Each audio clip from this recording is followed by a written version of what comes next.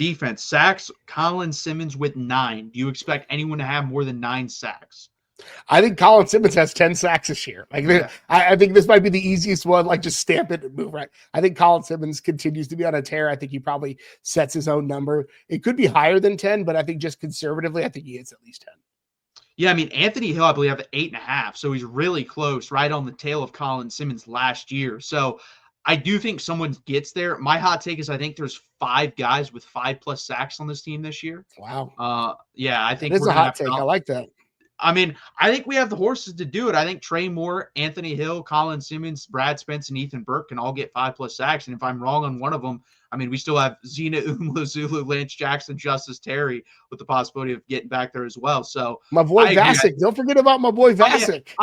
I always forget him because he's, no offense to him, he's hurt all the time. So I always just like get him out of my mind. But no, he could too. Like if he's healthy, he can definitely get 5 sacks. That's what I'm saying. I think that's going to happen. I think there's going to be 5 guys with 5+ sacks this year.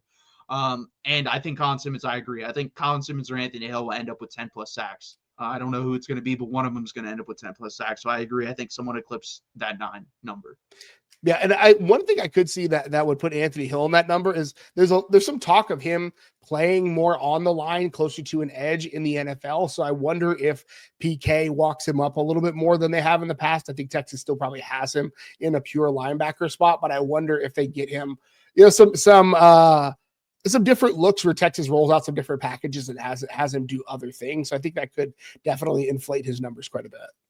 Well, yeah, and that's what I said, a while ago. Like I was watching McShay after the draft because he does a super early mock draft for next year, and he's like, everyone sees Anthony Hill as an edge, and I kind of always thought that as well, just because the body type, and he's just naturally good at going and getting the quarterback. Like we saw that, but Alabama first year. I mean, the dude has 2.5 sacks, and it's not even. He just knows how to get after the quarterback really well. So I agree. And that's another thing. Maybe that's why they put Trey Moore at middle linebacker, because they say, hey, Trey Moore is closer to Anthony Hill at middle linebacker than Anthony, but Anthony Hill is way better at edge than Trey Moore. I think that's a possibility, an argument you can make. So I agree, I think, with the sack number. Next up, let's go with tackles, 113. I'm going over. I think Anthony Hill's going to eclipse that this year easily. Yeah. I'm with you there. I think it's Anthony Hill is the right choice there. And I think we're probably looking at, again, I don't think he goes 175 tackles or something stupid like that. But I think 120 feels like a good number. Again, I think he's going to get a lot of volume. I think the defensive tackles that Texas has brought in this year bode well for him being a tackle vacuum, right? When we think about guys like Gary Johnson at Texas who had stupid tackle numbers, right? Like it's when Texas had some really space eater type of defensive tackles. And so I think that this harkens back to those days. No, 100%. I don't disagree.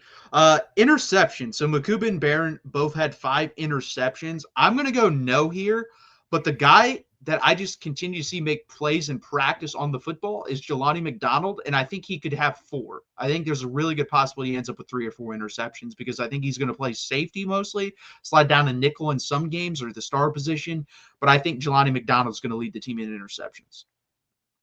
Yeah, I don't think Texas gets to 5 this year. I think, and again, I think Michael Taft is going to be the guy. I think that's just the role that he's starting to morph into, to be kind of a bit of that like roaming the secondary kind of guy. So I want Mookie to be the guy, but I don't think it's 5. I think you have more guys with interceptions because I think the interceptions were very concentrated in a few folks last year. And so I think you have multiple guys. You have more guys with 3, 2 and 3 interceptions rather than 2 guys with 10 of the 14 or 15 interceptions that Texas had.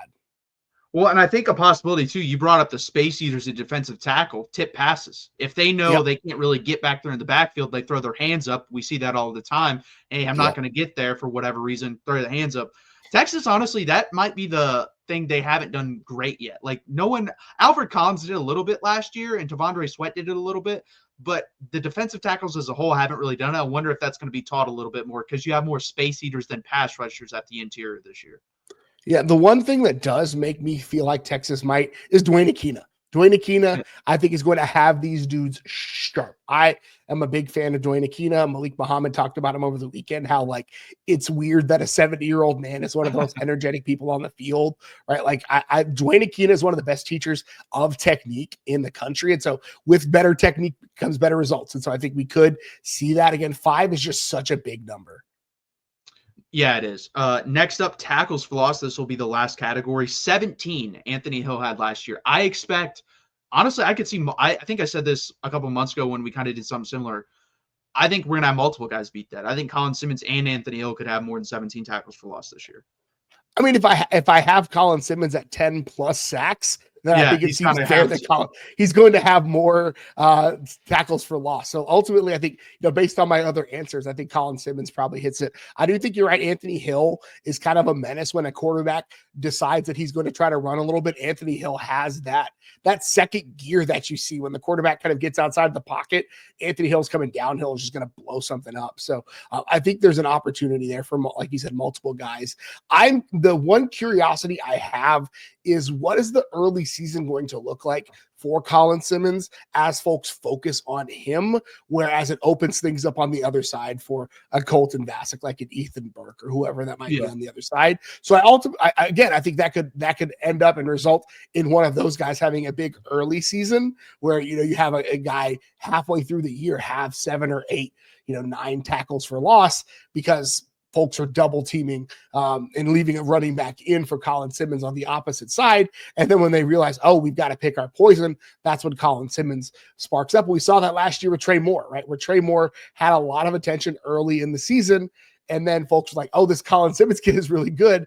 And that's when Trey Moore's numbers came on. So it could be a situation where those are artificially deflated a bit just because of how teams have to pick their poison in the latter half of the year. No, I think that's completely fair. I think a guy that's going to eat a lot in this defense is Brad Spence, because I think he's going to, not someone you game plan around, but he's a really good football player, and he's going to be an NFL football player. And he really turned it on down the stretch once he realized he was the edge at Arkansas. I believe he had 4.5 sacks in his final 5 games or 6 games at Arkansas. Like, once they designated him, hey, you're going to go out and get the quarterback. Guess what he was really good at? Going and getting the quarterback. So I think he's going to have a big year.